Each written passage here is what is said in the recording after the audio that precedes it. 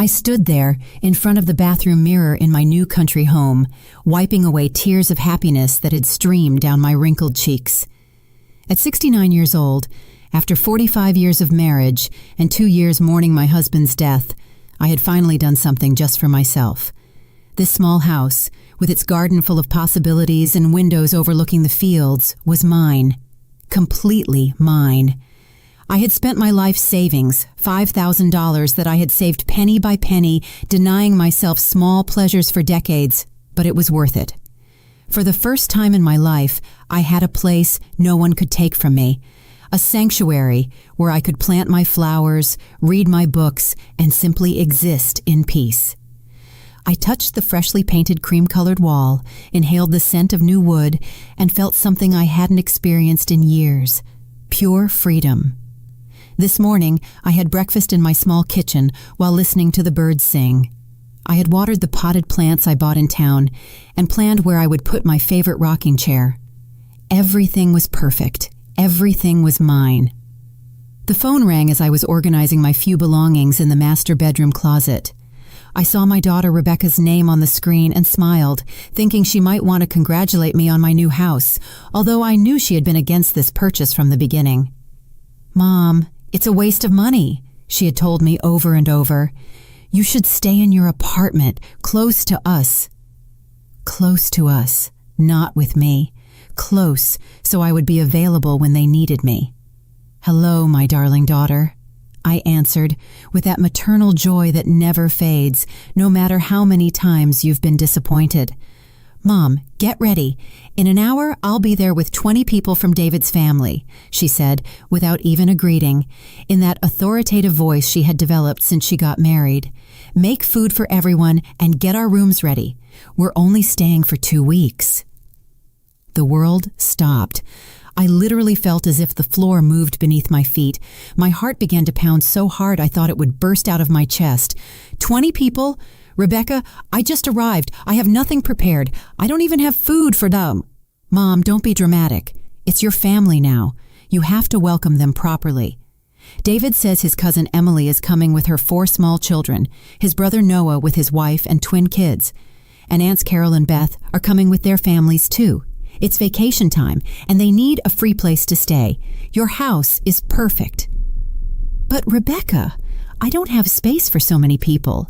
This is a small 2-bedroom house, and besides, there are no buts. We are your family. You have an obligation to help us. Besides, why did you buy such a big house if it's not for us to use?" "Don't be selfish, Mom. We're on our way, so hurry up and get everything ready. Oh, and make sure there are enough clean towels for everyone. The kids will want to swim in the lake, so also prepare some food for the ride back. See you." She hung up, just like that. I stood there, holding the trembling phone, feeling all the happiness I had felt just minutes ago vanish like smoke. 20 people in my new house without warning, without asking if I could, if I wanted to, if I had the means to accommodate them. And worst of all, talking about my house as if it were a free family hotel. I looked around my small 2-bedroom, 1-bathroom house. Where would 20 people sleep on the floor, in my living room that barely had a small sofa? My refrigerator was practically empty. I barely had a few eggs, some milk, and a few tomatoes I had bought in town. How was I going to feed 20 people with that? With what money was I going to buy food for 2 weeks for so many people? But what hurt me most wasn't the impossible logistics of the situation. What broke my heart was realizing that once again, my opinion didn't matter. My daughter had decided for me. She had disposed of my house, my time, my money, as if I were her employee and not her mother. As if this house, which I had bought with the sweat of my brow and my life savings, were a free hotel for her husband's family. I sat on the edge of my new bed, the one I had chosen so carefully, thinking of the quiet mornings I would spend there reading, and began to feel that familiar hollow sensation in my stomach. It was the same one I felt every time Rebecca and her husband showed up at my old apartment. They would eat whatever was in my refrigerator, use my washing machine, watch my television, and leave everything dirty and messy, as if it were the most natural thing in the world. I vividly remembered the day after my husband's funeral, when I needed emotional support the most. Rebecca had shown up with empty boxes and a fake smile. "Mom, you have too many things. You need to get rid of all this," she had told me while packing my late husband's books without asking. "We're taking these. You don't need them. At your age, you don't read as much." And I, in my grief and confusion, had let her take half of my memories, including the gold watch that had belonged to my father-in-law. When I sold the apartment to buy this house, she had insisted I give her the money to invest it better. "Mom, you don't understand finances. I know how to make that money grow," she had told me with that condescending smile I hated so much. When I refused, she didn't speak to me for a whole month. And now on my first day in my new house, she was already claiming her right to use it as if it were hers. Tears began to stream down my cheeks as I looked out the window at the garden I had dreamed of tending. In an hour, all this silence, this peace, this feeling of freedom would turn into chaos. I remained seated on my bed for several minutes, trying to process what had just happened. The silence of my new house, which moments ago had seemed so beautiful and tranquil, now felt heavy and threatening. In less than an hour, this refuge I had built with so much sacrifice would become a place of chaos and demands. I slowly got up, feeling the weight of my 69 years more than ever. My legs trembled slightly as I walked to the kitchen, where I opened the refrigerator with a mix of hope and despair. The reality was even worse than I remembered. 3 eggs, half a gallon of milk, 2 tomatoes, a piece of cheese I had bought yesterday, and a bottle of water. That was it. Absolutely everything I had to feed 20 people. I opened the cabinets with trembling hands. 1 can of beans, another of tuna, a half-finished bag of rice, salt, pepper, and oil. I didn't even have enough plates. I had bought a set for 4 people, thinking it would be more than enough for my needs. I never imagined my daughter would turn my home into a family refugee camp. I looked at the clock. 50 minutes. 50 minutes to work a miracle. I grabbed my purse and car keys, knowing I would have to go to town to buy food, but when I checked my wallet, my heart sank even further. After paying for the house, basic furniture, and moving expenses, I only had $300 left until next month. How was I going to buy food for 20 people for 2 weeks with that? The drive to town felt endless. Every minute that passed was a minute less to prepare whatever I could prepare. In the small-town supermarket, I ran through the aisles like a desperate woman, mentally calculating every dollar I spent. Rice, beans, pasta, tomato sauce, some cheap vegetables, bread.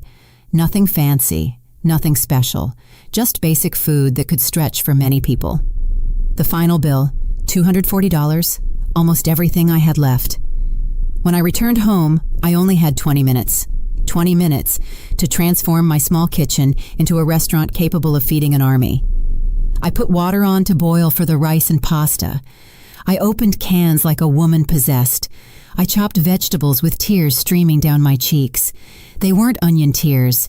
They were tears of rage, helplessness, and profound sadness for what was happening. As I cooked, I couldn't stop thinking about how I had reached this point.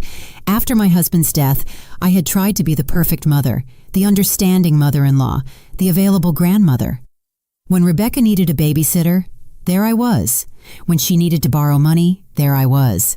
When she wanted to use my car because hers was in the shop, there I was. Always available, always willing, always saying yes.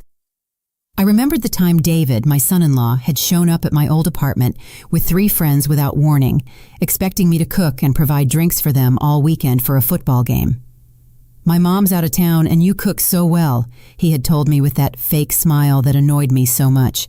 And I, as always, had rushed to the supermarket, spent my money, and cooked for them as if I were their personal chef.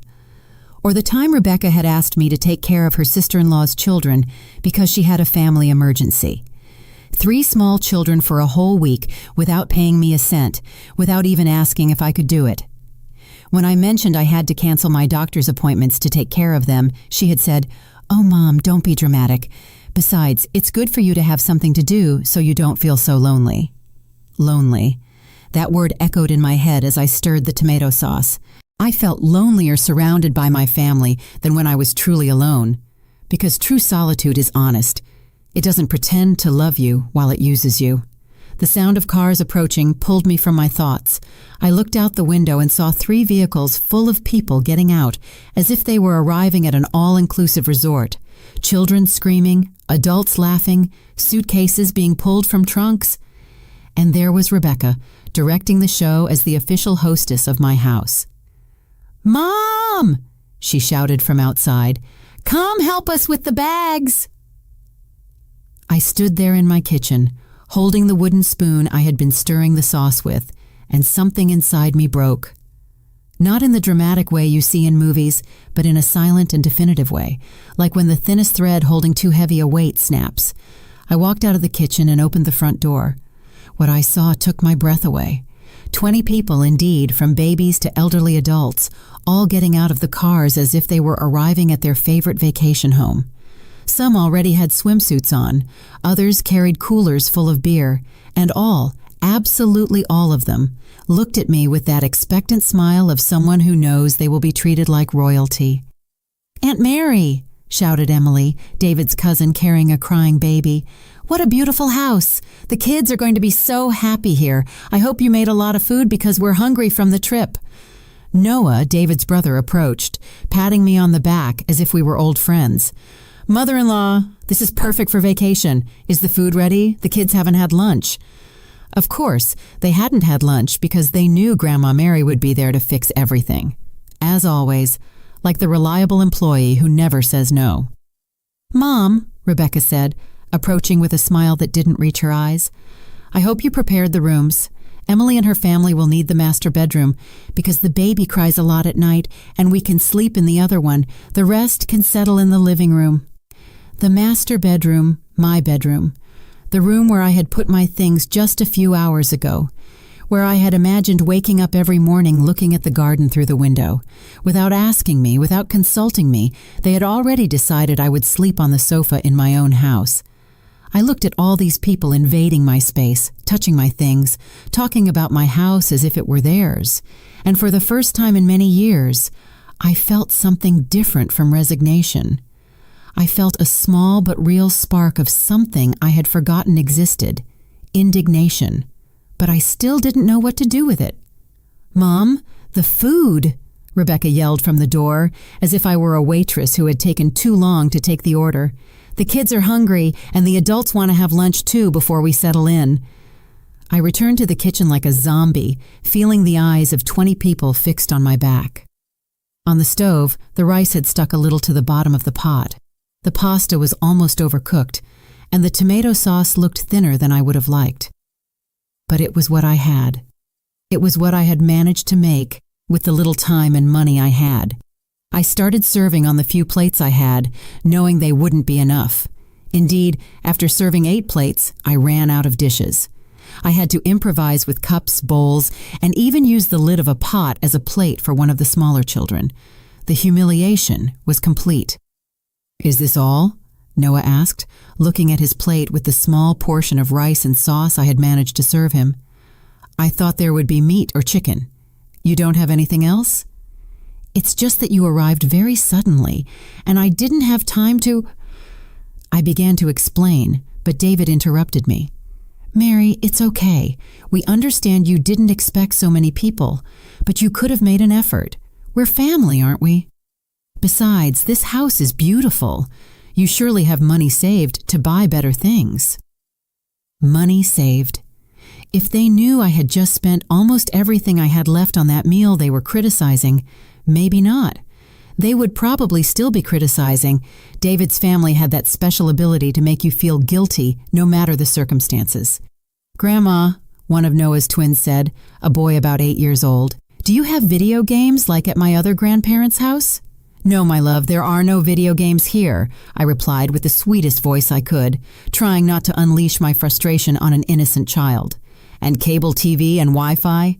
he continued asking. "Not yet, darling. I just moved in and haven't set up those services yet." The child looked at me as if I had told him I lived in a cave. "So what are we going to do for 2 weeks? This is boring." Emily, while changing her baby's diaper on my dining room table, joined the conversation. "Mary, we need you to go to town to buy diapers, formula, and baby food. I forgot to bring enough for 2 weeks.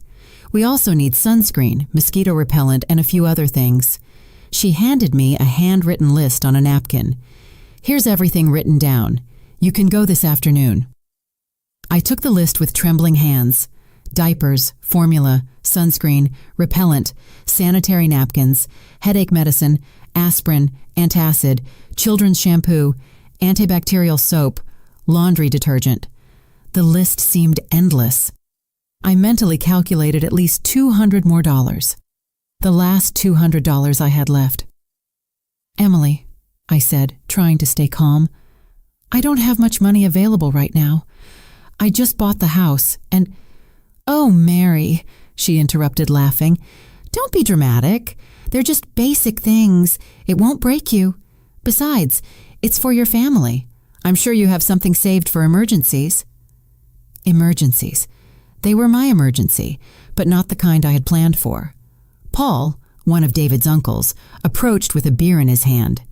A beer he had taken from his own cooler. Luckily, because I didn't even have drinks. "Mary, where can we put our things? We need space in the refrigerator for our beers and food." I opened my small refrigerator, which was already full with the few things I had bought that morning. "Well, you can move my things, and—" "Perfect," he said, already starting to take my things out of the refrigerator to put his own in. "And where is the room where Robert and I are going to sleep?" "You only have 2 rooms, and Rebecca said that—" "Oh, don't worry. We can sleep in the living room. Just make sure you have enough blankets and pillows. It gets cold at night here in the country." Blankets and pillows for 20 people. I had exactly 3 blankets and 4 pillows in the entire house, my house, which was becoming a charity hotel. Meanwhile, the children had discovered my garden and were running among the potted plants I had bought so lovingly that morning. I watched as one of them stomped on my small tomato plants that I had planted just hours before, full of hope and excitement. "Children, be careful," I shouted from the window. "Oh, leave them alone," Noah shouted back. "They're kids. They need to run and play. That's why we came to the country, so they could be free. Free in my garden, destroying my plants, with my money paying for their meals, while I became the hotel employee for all these people." Rebecca approached me as I washed dishes in the small kitchen sink. "Mom, I need to talk to you. David's family is very excited to be here, but I think you could try a little harder to make them feel welcome." I turned to look at her, my hands dripping soapy water. "Try harder?" "Yes, Mom. The food was basic, and the house feels a little cold, as if you don't want us here.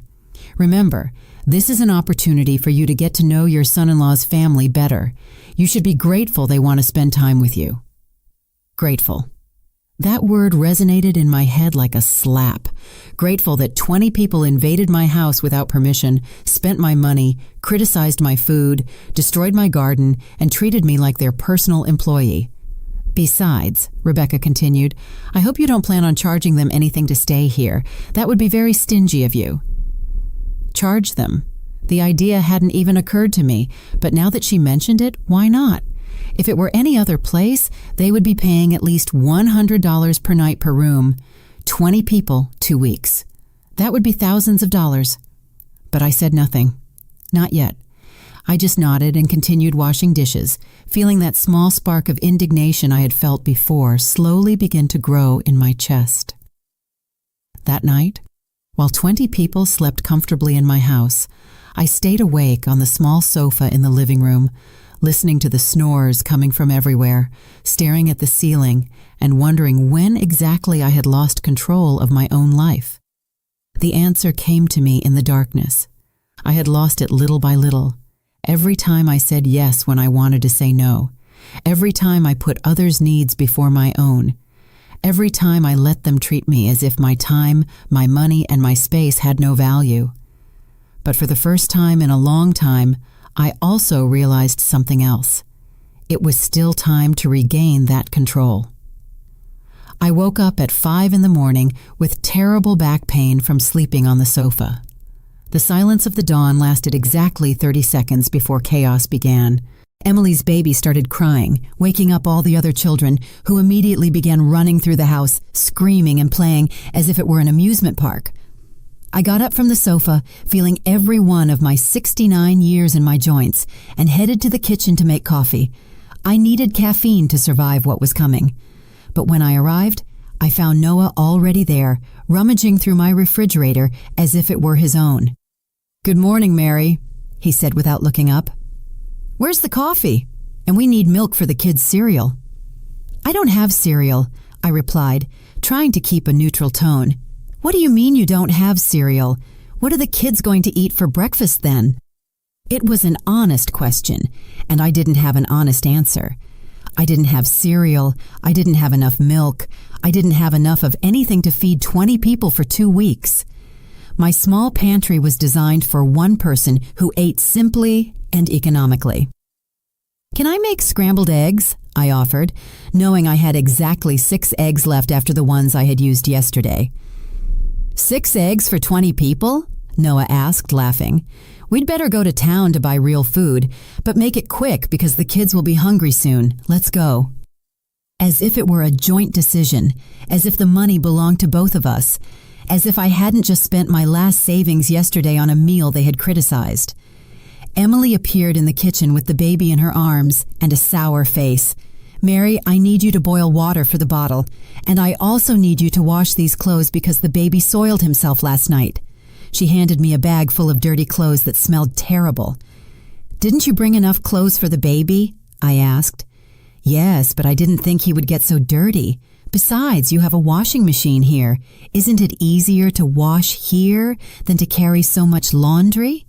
Easier for her, more work for me, more expense for water, electricity, and detergent for me. The children began to arrive in the kitchen like a hungry wolf pack. 5 children between the ages of 4 and 12, all asking what was for breakfast, all expecting the magical grandma to produce food out of thin air. "Grandma, I'm hungry," the youngest girl said, with such an innocent face that it broke my heart. It wasn't her fault to be in this situation. "I know, my love. Let's see what we can do," I replied, opening empty cabinets and trying to work miracles. Robert appeared, yawning and scratching his stomach. "Mary, do you have coffee and not that instant stuff? I hope for something decent." Decent coffee? I had just gotten up from my own sofa after being kicked out of my own bed, and he was asking for gourmet coffee. "I only have instant coffee," I told him. "Seriously? Well, I guess we'll have to go to town to buy real coffee too, and since we're going, we can buy everything we need for these days." "We?" Again, that word, as if we were partners in this disaster. Rebecca came downstairs from my room, where she had slept comfortably in my bed, looking perfectly rested. "Good morning, Mom. Is breakfast ready? David is hungry and doesn't like to wait." "Rebecca, I don't have enough food for—" "Mom, we already talked about this yesterday. You need to get more organized. We are 20 people. You can't improvise. Why don't you make a proper shopping list and go to town? We can stay here, taking care of the house." Taking care of my house, while I spent my money buying food for them. David appeared behind Rebecca with that fake smile I also knew. "Mother-in-law, good morning. I heard you're going to town. Can you bring cigarettes and beer? The ones we brought won't last 2 weeks. We also need charcoal for a barbecue tomorrow." Cigarettes, beer, charcoal. The list of expenses kept growing, and my wallet kept shrinking. "David, I don't smoke and I don't drink. I don't know what brands." "Don't worry. Any brand is fine. The important thing is that we have enough to have a good time." Having a good time with my money in my house, while I worked as their personal employee. Paul joined the group in the kitchen. "Mary, last night I talked to Robert, and we thought it would be a good idea to have a big barbecue for the whole family. We can invite more relatives who live nearby. What do you think about organizing something for the weekend?" "More relatives?" I asked, feeling my blood pressure rise. "Yes, we are a big, close-knit family. It will be fun. We just need you to buy meat for about 30 people. Nothing out of this world." 30 people. Meat for 30 people. I mentally calculated at least $500 more. Money I definitely didn't have. I don't think I can afford— Oh, Mary, Emily interrupted, don't be stingy. It's a family gathering. Besides, with what you're saving by not paying for a hotel for all of us, you can surely afford a barbecue. Not paying for a hotel as if being in my house was free, as if my time, my space, my peace of mind were worth nothing.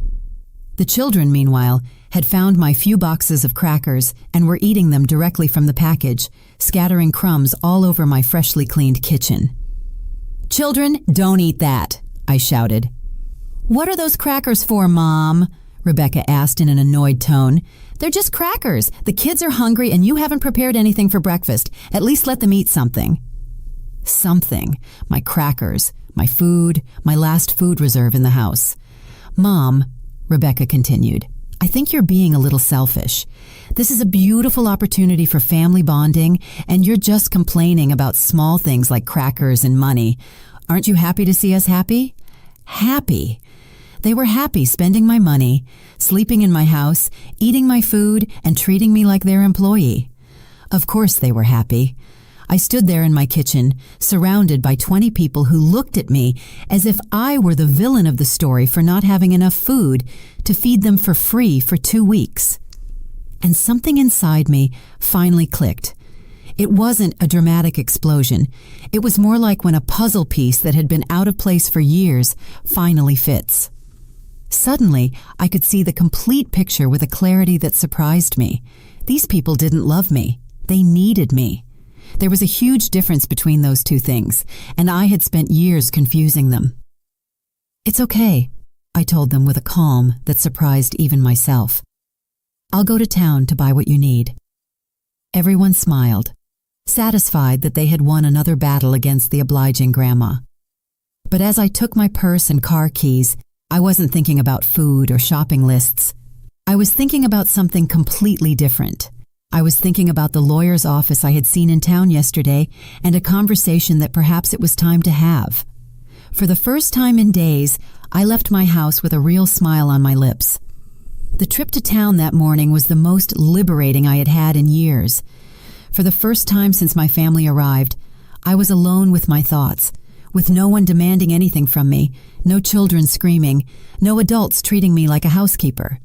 The silence of the car felt like a balm to my wounded soul, but I didn't go directly to the supermarket as they expected.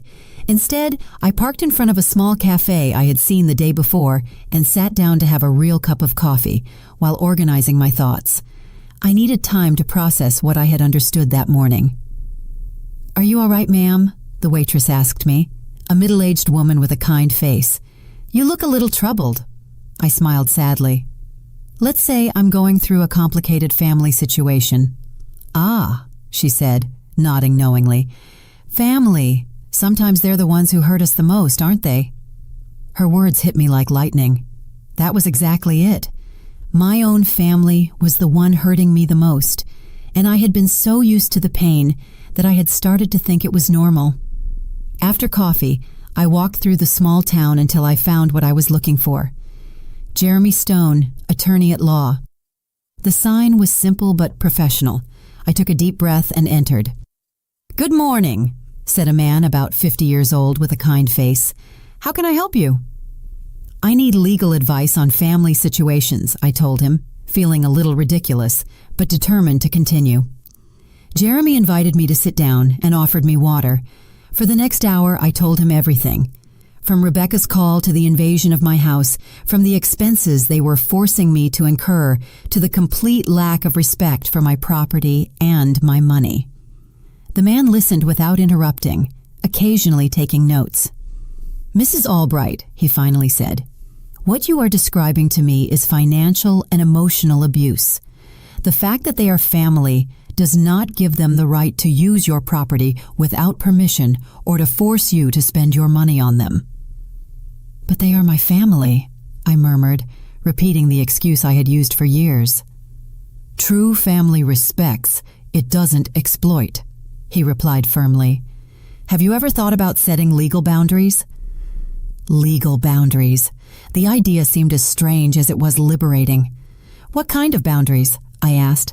"Well, for example, your house is your private property. You have the absolute right to decide who can be there and under what conditions.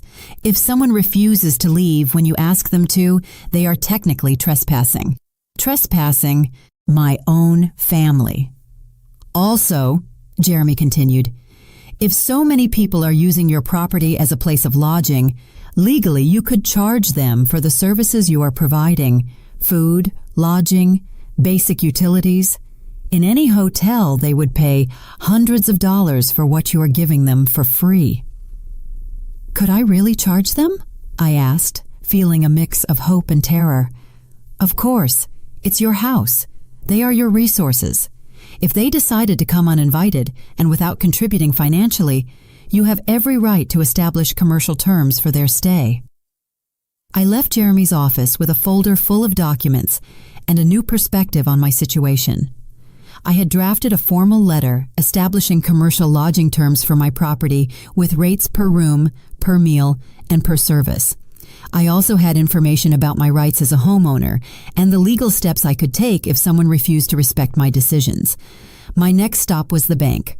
I wanted to know exactly how much money I had left and how much I had spent in the last 2 days. The numbers were alarming. In less than 48 hours, I had spent $520 of my meager savings. At that rate, I would be completely bankrupt in a week. The bank manager, a young man named Richard, reviewed my account with a concerned expression. Mrs. Albright, these expenses are very high for your usual income. Is everything okay? He asked me. I briefly explained the situation, and he nodded with understanding. Look, it's none of my business, but I've seen similar cases. Elderly people who allow themselves to be financially exploited by relatives. Have you considered setting limits on your spending? I'm starting to consider it, I replied. If you need help controlling your expenses or setting a budget that protects you from unintentional overspending, we can help you. We can also configure your account to require special authorization for expenses over a certain amount. It was another tool I didn't know existed, another way to protect myself from my own misguided generosity. Finally, I went to the supermarket, but this time I only bought the basics: rice, beans, pasta, tomato sauce, some cheap vegetables. No luxuries, no meat for barbecues, no beers or cigarettes. I spent exactly $50. When I returned home 3 hours later, I was greeted by a chorus of complaints. "Mom, you took forever," Rebecca shouted. "The kids are starving and so are we." "Where's the meat for the barbecue?" Paul asked. "And the beer?" David added. "The cigarettes," Robert insisted. I looked at them all standing in my living room, in my house, expecting me to solve all their problems with my money. And for the first time in years, I didn't feel guilt. I felt clarity. "I brought basic food," I told them calmly. "Rice, beans, pasta, enough so no one starves." "But what about everything we asked for?" Emily insisted. "I didn't buy it," I replied simply. The silence that followed was deafening. 20 people looked at me as if I had lost my mind. "What do you mean you didn't buy it?" Noah asked incredulously. "I don't have money to buy meat for 30 people, or beer, or cigarettes, or all the other things you asked for. I only have money for basic food." "But Mom," Rebecca intervened with that condescending voice I hated so much, "we know you have money saved. Don't be stingy." I took out the papers I had obtained from the bank and showed them. "These are my bank statements. In 2 days, I've spent $520 of my savings. I have less than $300 left until next month. There's no saved money, no secret reserves. This is all I have." The papers passed from hand to hand like evidence in a trial. The faces of disbelief slowly transformed into faces of annoyance. "Well, then we'll have to find alternatives," David said finally. "We can all contribute to the expenses." "Excellent idea," I replied, pulling the other folder from my bag. "In fact, I went to see a lawyer this morning and prepared a document that establishes commercial rates for lodging on my property." The silence returned, but this time it was different. It was the silence of people who had just realized that their victim was no longer a victim. "It's $100 per room per night, $50 per person per day for meals, and $20 per day for basic services like water, electricity, and laundry," I continued, reading the document. So far, in 2 days, the total would be $2,800. I could have heard a pin drop. "You're charging us to stay in your house?" Rebecca asked in a shrill voice. "No," I replied with as much calm as I could. "I am offering you the option of paying for the services you are receiving or finding lodging elsewhere." For the first time in years, I was in control of the conversation. The explosion that followed was epic. 20 people talking at the same time, shouting, protesting, trying to make me feel guilty with all the manipulation tactics they had perfected over the years. But something had changed in me. It was as if I had built an invisible wall that didn't let their hurtful words pass through. "This is ridiculous," David shouted. "We're family. You can't charge us to stay in your house." "Since when are you so greedy, Mom?" Rebecca added with crocodile tears in her eyes. "Dad would be rolling in his grave if he knew you were charging his own family." Mentioning my late husband was the last straw, but not in the way she expected. Instead of breaking me, it gave me strength. "Your father," I told her in a firm voice, "worked his whole life so I would have financial security. He would never have allowed his family to treat me like a housekeeper in my own home." "We're not treating you like an employee," Emily protested. "We're giving you the opportunity to spend time with your family." "Spend time?" I repeated with a bitter laugh. "Emily, since you arrived, you've made me wash your baby's clothes, boil water for his bottles, and demanded that I buy diapers and formula with my money. Is that spending time?" "But we're family," she insisted. "That's what family does, right?" I replied with a clarity that surprised even myself.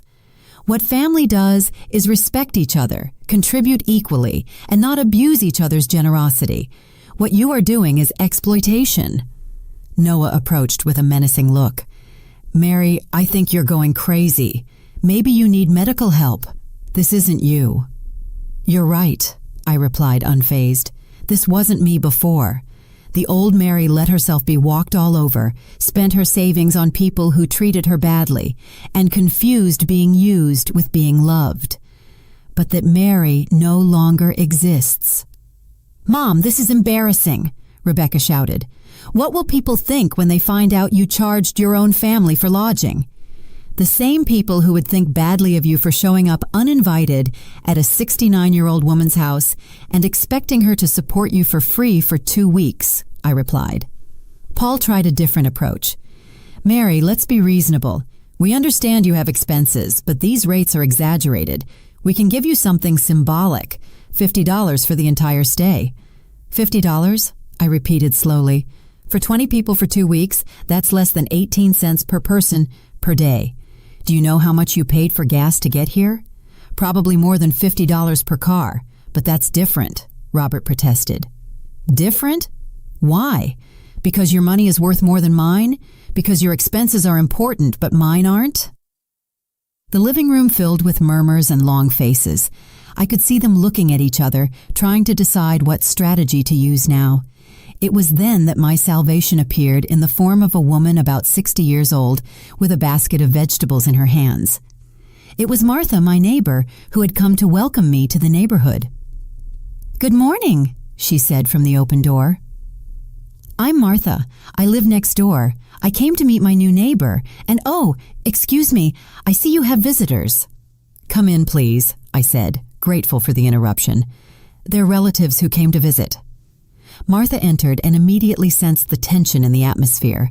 She was one of those older women who have seen so much of life that they can read a situation in seconds. "What a big family," she commented with a smile, but her intelligent eyes were already analyzing the scene. "It must be expensive to maintain so many people. I hope they are contributing to the expenses." The awkward silence that followed was eloquent. "They're not contributing?" Martha asked with genuine surprise. "Oh, what a shame. In my day, when you visited someone, you always brought something, or helped with the expenses, especially if there were so many people." "But we're family," Rebecca murmured. "Ah, all the more reason," Martha replied energetically. "Family is the one who should take care of their own the most. You know what?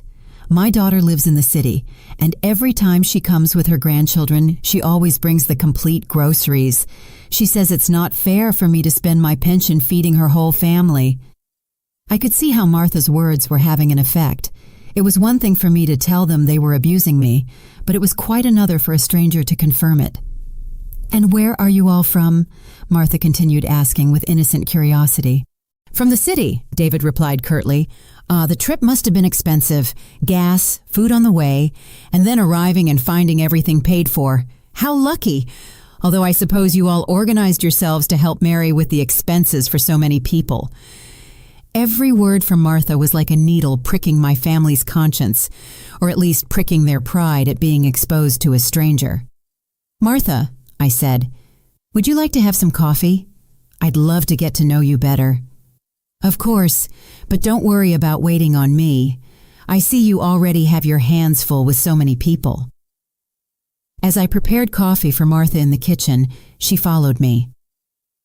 "Honey," she whispered, "I don't know if it's my place to say this, but those people don't look like they're here out of affection. They look like they're here for convenience." Her words were like a balm. Someone else saw what I had been seeing, but had been denying for years. "Is it that obvious?" I asked. "Darling, I've been in this world for 60 years. I've seen everything. Those people arrived expecting to be treated like kings, and you look like someone who hasn't slept well and is spending money she doesn't have." I broke down a little. "But they're my family." "True family doesn't abuse, my dear. True family takes care of their elders. They don't exploit them." Martha put a comforting hand on my shoulder. "Want me to tell you something? My sister had the same problem with her children. They lived off her, treated her like an employee, spent her pension. Do you know what she did?" "What?" I asked hopefully. "She set boundaries. She told them, 'You visit me when I invite you, for the time I decide, and you contribute to the expenses. If you don't like it, find a hotel.' At first, there was drama, shouting, emotional blackmail, but then they realized she was serious, and it worked. Of course, now they visit her occasionally, always bring something, always help, and treat her with respect, because they learned that a mother's affection isn't free when they confuse it with exploitation." When we returned to the living room with the coffee, the family had been murmuring among themselves. I could see that they had reached some kind of consensus. David cleared his throat. "Mary, we've been talking, and we think maybe we could contribute something to the expenses. Not the exaggerated amounts you propose, but something reasonable." "How much do you consider reasonable?" I asked. $200 for the entire stay for all of us," Rebecca said. Martha almost choked on her coffee. $200 for 20 people for 2 weeks? Children, the cheapest hotel in town, charges $60 per night per room. The math was relentless, and they knew it, but I had already made my decision. $200, I repeated slowly, as if considering the offer. I saw them all with anticipation in their faces, thinking they had found a way to get their way once more. For 20 people for 14 days with 3 meals a day, lodging, water, electricity, gas, laundry, and cleaning. "Exactly," Rebecca said with a triumphant smile. "See, we're reasonable. We want to contribute." Martha looked at me with that expression only wise women have when something good is about to happen. She had perfectly understood what was going on. "Okay," I finally told them. "I accept your proposal." Everyone sighed with relief. They thought they had won, but I continued, and I watched as their faces hardened. "With one condition. Since this is now a commercial transaction, I want you to sign a lodging contract." "A contract?" Noah asked suspiciously. "Of course, if you're going to pay for services, we need to clearly establish what those services include and what they don't. It's to protect everyone." I took out the papers Jeremy had prepared and placed them on the coffee table.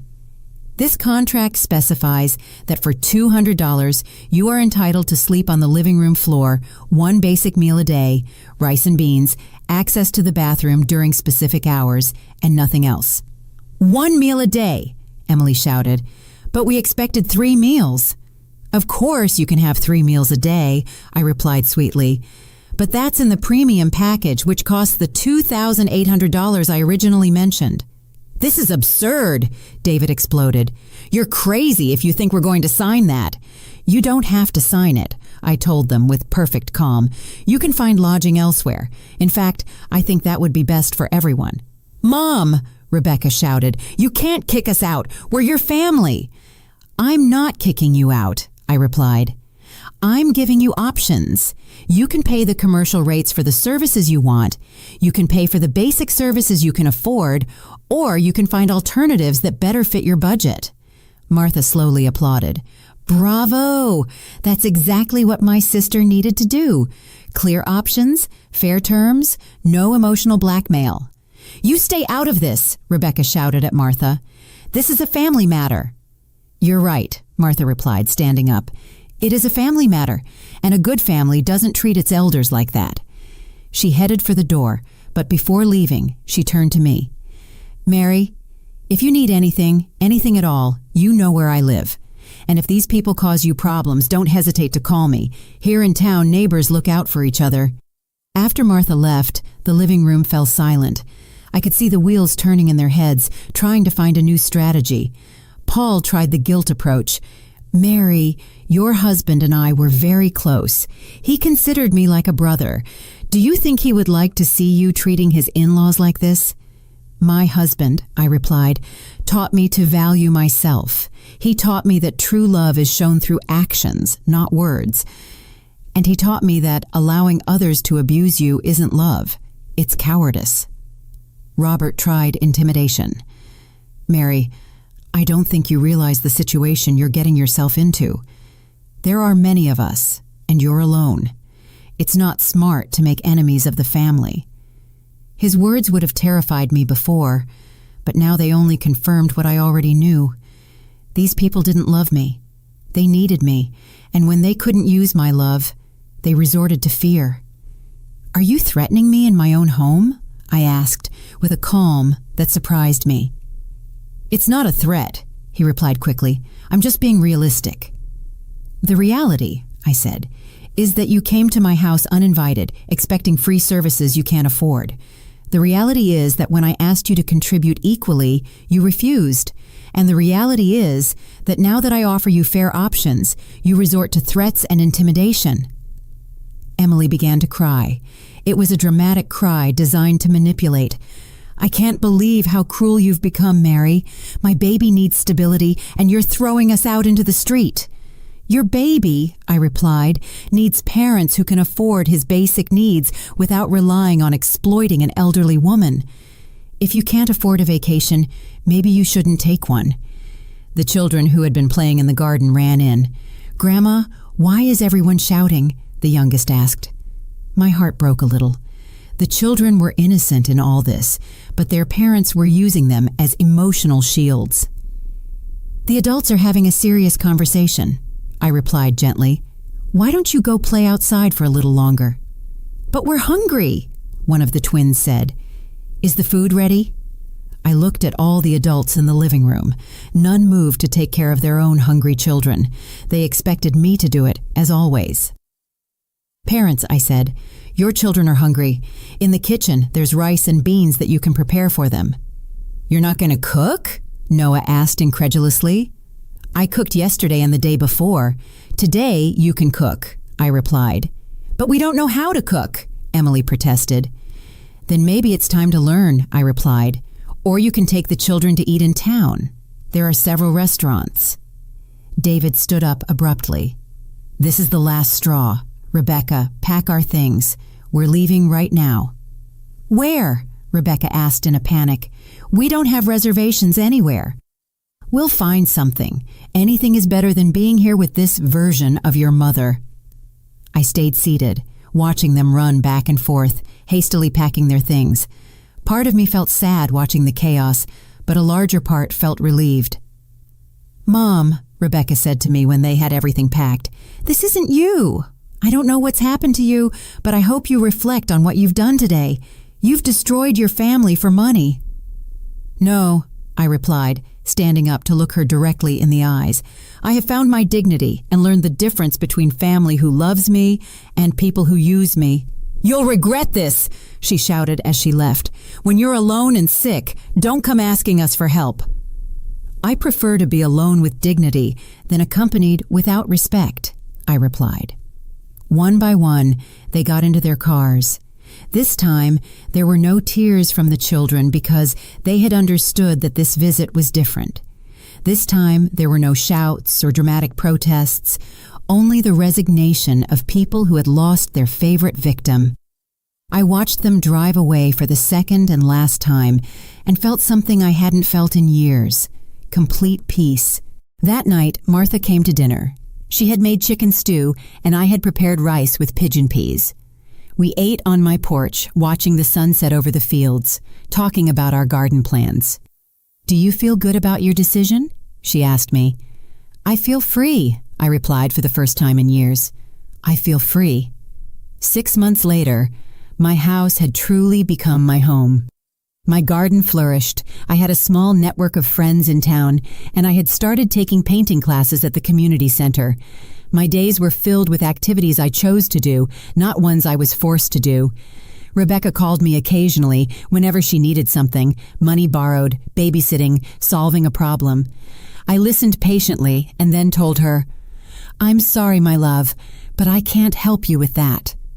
At first, she would get angry. Then she would beg. Then she would threaten. Now, she simply hangs up. I have learned that loving someone doesn't mean allowing them to hurt you. I have learned that being generous doesn't mean exhausting yourself for others. I have learned that true family takes care of you as much as you take care of them. And I have learned something even more important. It's never too late to reclaim your life, your dignity, and your right to be happy. This morning, I woke up to the sound of birds singing, brewed my coffee in my clean and tidy kitchen, and went out to water my plants, which are growing beautiful and strong, just like me. If you enjoyed my story, you can support me by sending a super thanks so I can write more stories like this. Thanks a lot in advance. What about you? What would you do in this person's shoes? I'd really love to hear your thoughts, so drop them in the comments. I'm always curious to know what you think. Oh, and let me know where you've heard this story. If you want to hear more life stories like this, like the video, and subscribe to my channel. There are many more waiting for you. Big hugs, and see you next time.